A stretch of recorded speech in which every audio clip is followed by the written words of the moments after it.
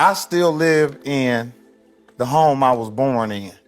That's right. And that's 50 years ago. In Indianapolis, In Indianapolis. So what I did was, I went and bought all of the houses that we got evicted out of when I was a kid. Is that true? Yeah, that's true.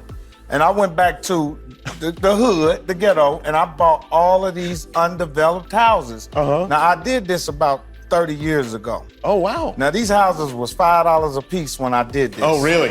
Yeah. Okay. Now these houses are worth for $500,000 in these neighborhoods. Really? Wow. Yeah. And not only that, we were able to save some of the other neighbors' houses. You look at the gentrification. Right. It's in Sure. these cities. So Yeah. we was able to save some of the other houses, some of these other people's houses that was losing houses. Man, and my wife, she designed everything, man. If it wasn't for her, I wouldn't have never had this idea. So she said, man, why don't we go back to your neighborhood, revitalize it, bring it back, because they're doing it anyway. Uh-huh. But make sure you have a section in that neighborhood.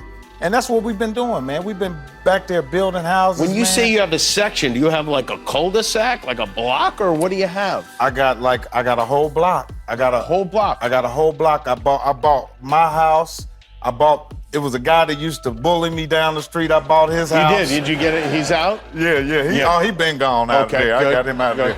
there. But yeah, man, it was really. Do your old friends come over to play? I mean, what happens when you live on your old block? Are they still the same families that are all living there? No, most of my friends are just dead and in jail. They ain't Okay, around all for right. most of it. Oh, you're lucky. You're lucky. Yeah, I'm the only one still there. You know what I mean?